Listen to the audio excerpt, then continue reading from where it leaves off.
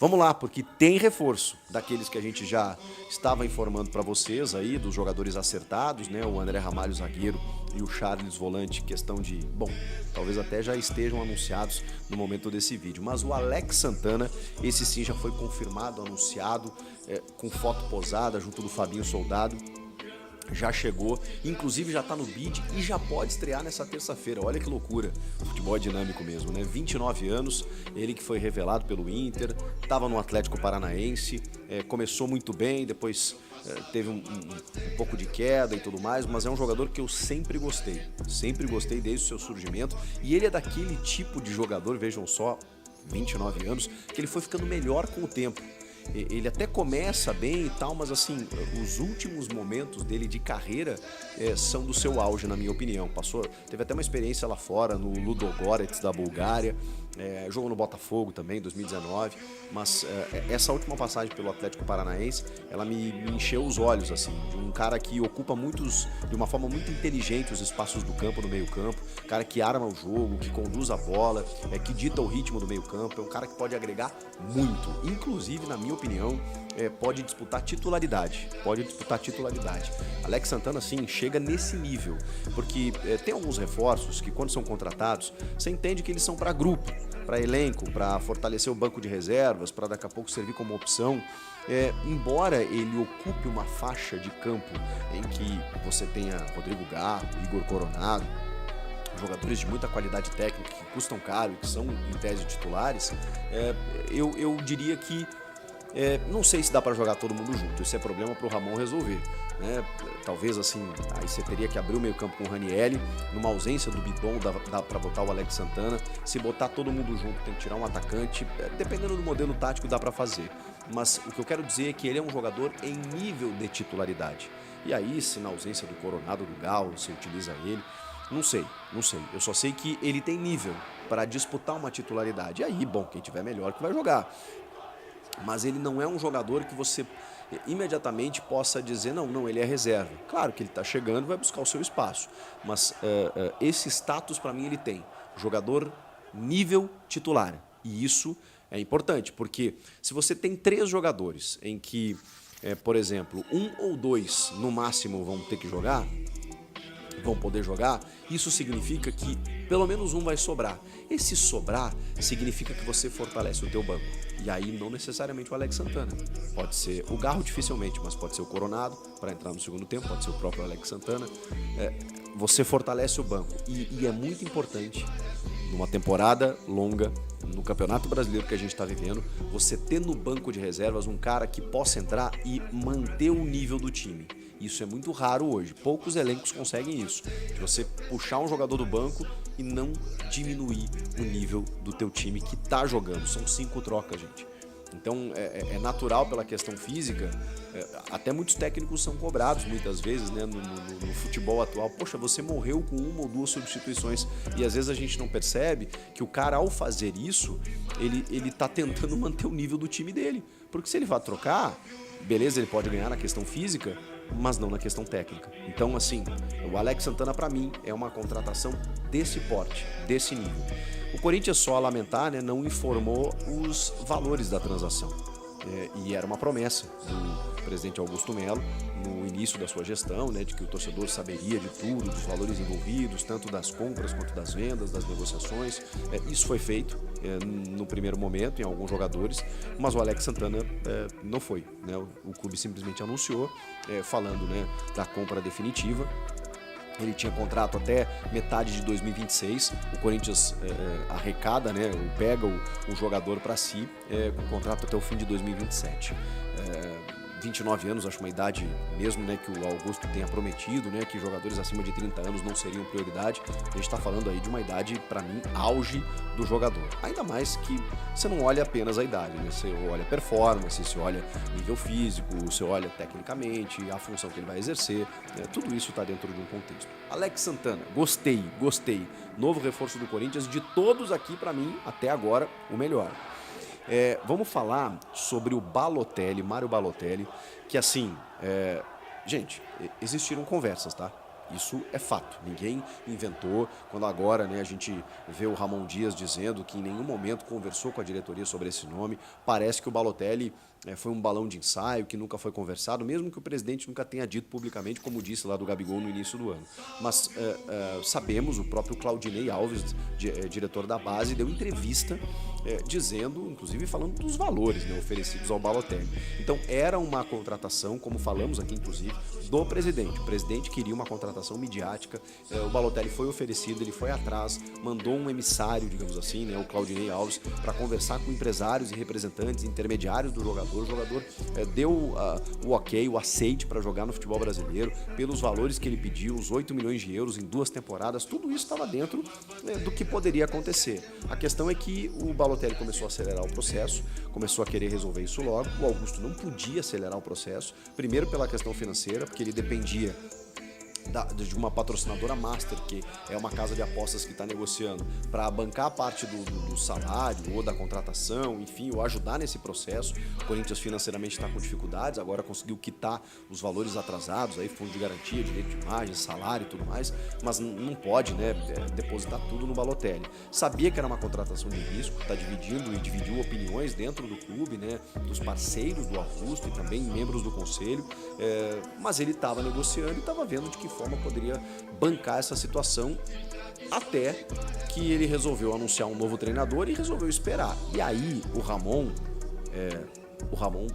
ele não disse por quê, ele não falou que é uma contratação ruim, ele não falou nada disso. Ele só simplesmente botou areia no negócio e disse assim: nunca foi conversado e não está nos planos para o futuro. Mário Balotelli. Então, assim, me pareceu muito claro que o Ramon Dias não gostou da ideia. Não gostou da ideia e tratou de externar. No momento que ele faz isso, ele meio que inviabiliza, né? Ele meio que inviabiliza a situação e faz com que o clube dê uma recuada na situação. Então, muito difícil que a gente volte a falar de Balotelli nessa janela, a não ser que o presidente enfie goela abaixo no Ramon, do tipo assim, foi um negócio de ocasião, a gente resolveu contratar, usa-se do jeito que você conseguir e tudo mais, mas eu acho muito difícil.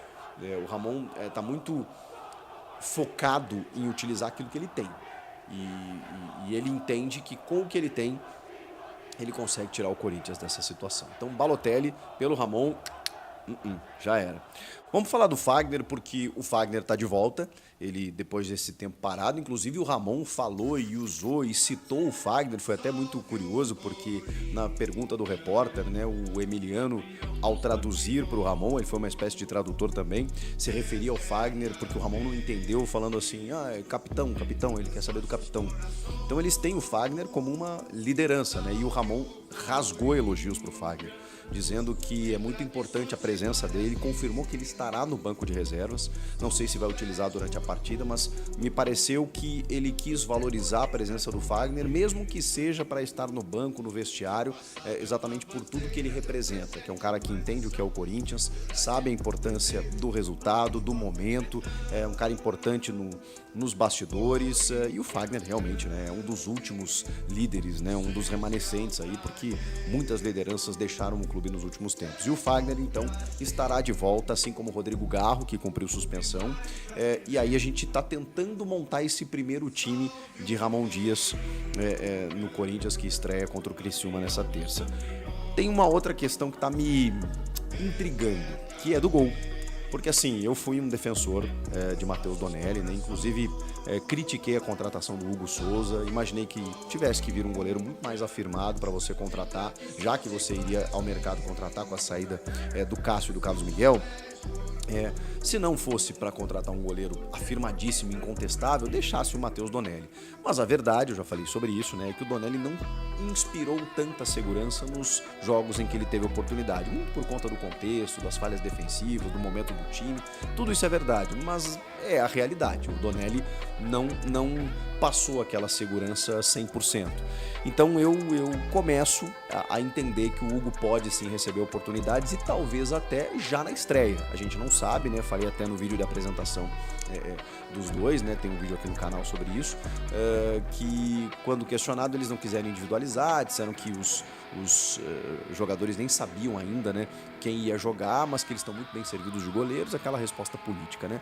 Eu creio que o Hugo possa sim, até pela mudança da comissão técnica, né, começa o vestibular, né? Então muitos jogadores começam a buscar espaço, outros que daqui a pouco estavam escanteados vão aparecer, outros que estavam jogando daqui a pouco inexplicavelmente vão sobrar, porque tem as escolhas do técnico, tem o modelo tático, tem muita coisa que vai ser nova a partir de agora, né?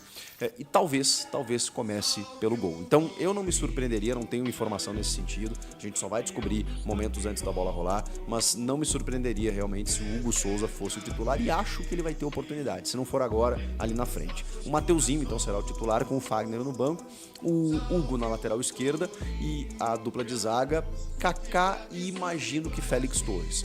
Pode ser o Gustavo Henrique, mas imagino que o Félix Torres, até pela experiência de Copa América, né? O Ramon talvez valorize isso, mas é só uma leitura dos fatos. Meio de campo, bom, aí um time considerado ideal, pelo menos o que vinha jogando, a gente não sabe se da mesma maneira tática, né, disposta no campo, né, mas com Raniel, Bidon, Garro, Wesley, Romero e Yuri Alberto. Tem outras possibilidades? Tem o Igor Coronado, tem o próprio Alex Santana, tem várias possibilidades dele montar esse time. A gente vai ter que ver como vai ser o primeiro time de Ramon Dias. Estou muito curioso, mais do que isso, mais do que a escalação, a questão tática, a disposição no campo, a postura.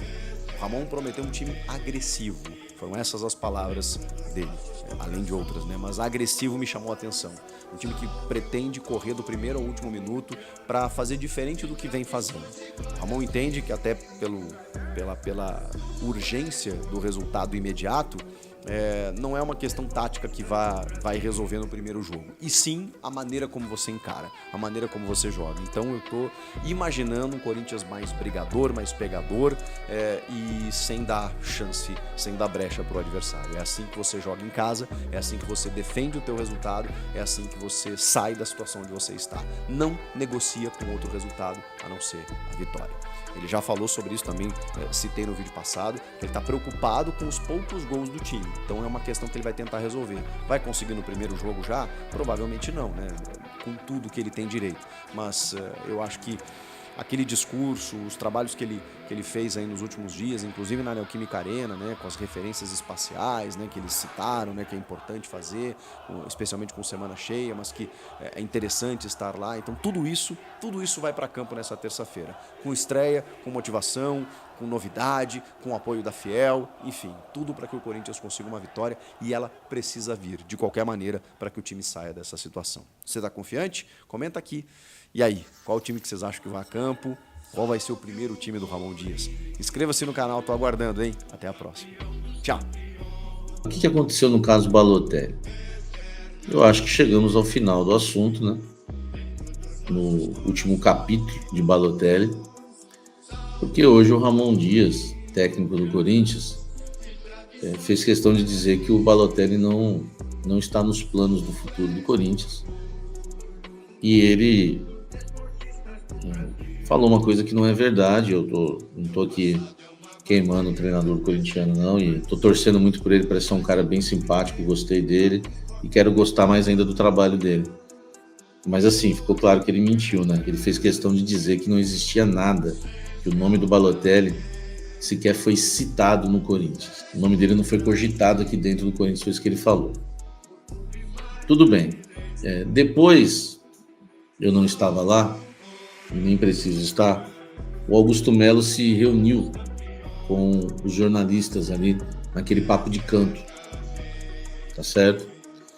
E ali, para os jornalistas, num papo em off, o Augusto Melo revelou que houve sim a negociação com o Balotelli. Só para vocês entenderem o que está acontecendo, o Ramon Dias, ele contou uma história lá que o Balotelli não estava nos planos,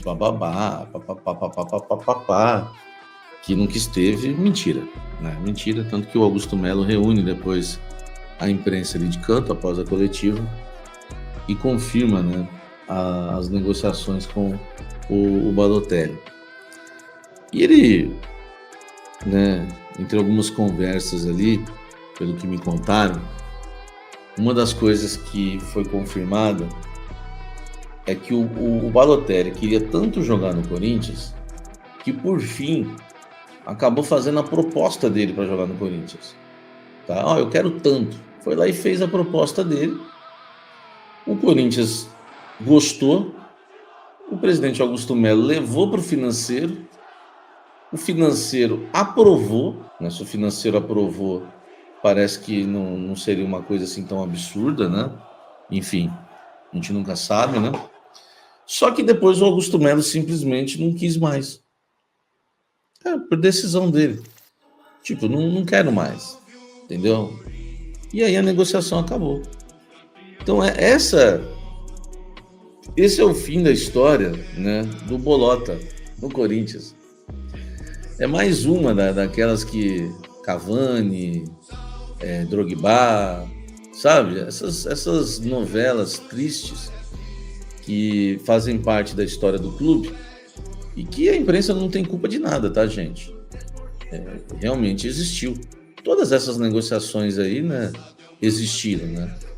Então o Corinthians, ele negocia com o Balotelli aceita a proposta. Fiquei sabendo que o Balotelli ficou extremamente chateado, né, com tudo que aconteceu nas negociações e ficou chateado porque o Corinthians que o procurou através aí do pessoal da base, né, ele aceitou. Na hora do Corinthians dar uma resposta, não deu. Aí ele falou, então vou fazer uma proposta minha aqui. Foi lá, fez a proposta dele, que o Augusto gostou na hora, né? Conversando ali com ele diretamente por vídeo. Levou para o financeiro aprovou. Só que depois simplesmente ele desistiu. Essa é a verdade do caso Balotelli. Eu acho que ficou bem claro, né, que o Ramon ali estava mentindo, né, falando que não tinha nada. Que o próprio Augusto confirma depois para os jornalistas que tinha. E nem que o Augusto não confirmasse, né? Eu acho que fica muito evidente que o Ramon Dias chegou agora, não tá com essa bala na agulha aí para chegar e vetar uma contratação do tamanho do Balotelli. Se fosse o homem do presidente, a contratação do presidente, certamente ele ia aceitar, como eu fiquei sabendo que aceitou. Só que aí o presidente mudou de ideia, né? Então, gente, para mim, beleza, porque eu não queria o Balotelli. Eu não queria o Balotelli. Eu acho que seria uma contratação de alto risco. O Corinthians pode pegar esse dinheiro e contratar uns 4, 3 jogadores. Né, porque ia dar quase 2,5 milhões por mês. Você contrata uns 3 jogadores aí de bom nível. Então, eu sou a favor disso. É mais uma promessa aí do Augusto, né, que ficou simplesmente nas palavras, né? E o Corinthians não vai ter esse grande jogador, né? Tinha gente que estava acreditando que a proposta, que o Balotelli já ia desembarcar no Brasil no final de semana, porque o Balotelli estava passando isso para as pessoas. Eu vi a entrada do Bruno Andrade no programa do Neto. Ele falou: o Balotelli já está podendo desembarcar no Brasil nas próximas horas, aí no final de semana. O pessoal já estava crendo nisso, né? Por quê? Porque os representantes do Balotelli estavam confiantes, né, no acerto. Então é uma situação complicada, né? Aliás, na sexta-feira muita gente noticiou algo que eu não noticiei, né? Que o Corinthians ia enviar a proposta, né? Na sexta-feira, entendeu? Aí depois no sábado as pessoas mudam de notícia. É uma loucura, né, velho? Eu prefiro seguir uma linha, né? De notícia. Tudo bem que as coisas podem mudar no caminho, mas não empolgar o torcedor, né? Eu creio que nessa situação do Balotelli, eu informei vocês na temperatura certa, do jeito que tinha que ser.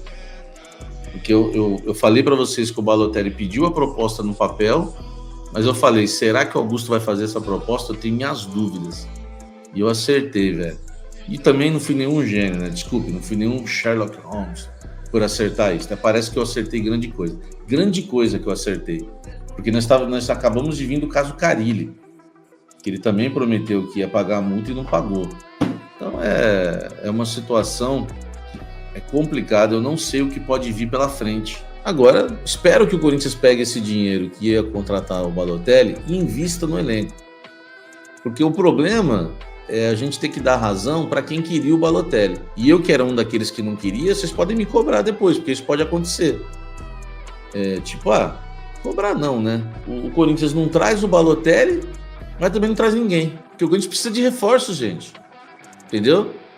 Esse é o problema. Você não vai trazer o Balotelli? Legal, pô. Traz um outro jogador, pô. Traz um outro atleta aí pra posição, né? Um atleta importante do mesmo nível. Enfim, então olha só. Eu vou trazer mais informações aí dos outros reforços do Corinthians. Então o assunto Balotelli tá esgotado. Acho que não temos mais o que falar aí desse assunto, porque o seu Augusto Melo recuou. Eu acho que nessa daí vai ser melhor pra gente, né?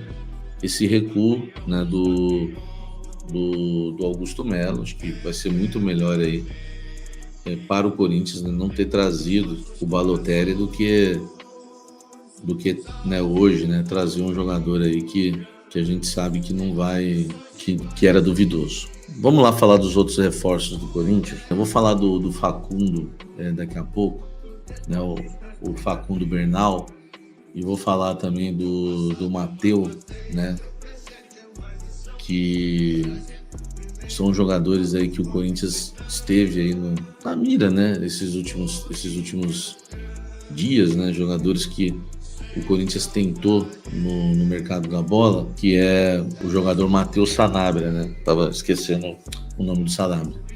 O Matheus Sanabria e o nosso querido aí volante, né? Já desconhecido, né? Também o Facundo Bernal. Facundo Bernal, jogador de 20 anos, né? Jogador que atua pelo Defensor do Uruguai. É um atleta que o Corinthians considera caro, uma negociação que deveria girar em torno aí de uns 5 milhões de dólares, não sei, a gente não tem os valores exatos, mas nos bastidores, né, o Corinthians tem negado essa negociação, mas houve sim um contato com esse jogador, o Corinthians estudou bastante sobre ele, o atleta tem uma convocação já para a seleção do Bielsa, 20 anos, volante, jogador Facundo Bernal. Essa negociação acho que não vai acontecer, é uma opinião só, tá? Pelo que eu ouvi nos bastidores, o Corinthians está sem grana. E aí o que, né, me deixa assim numa situação mais ainda abismada é a situação do Matheus Sanabria. Hoje o Augusto Melo conversou com os jornalistas lá e ele falou que o Corinthians tentou o Sanabria, mas não tem dinheiro para contratar. Vocês sabem que a gente apurou os valores aqui no canal, né?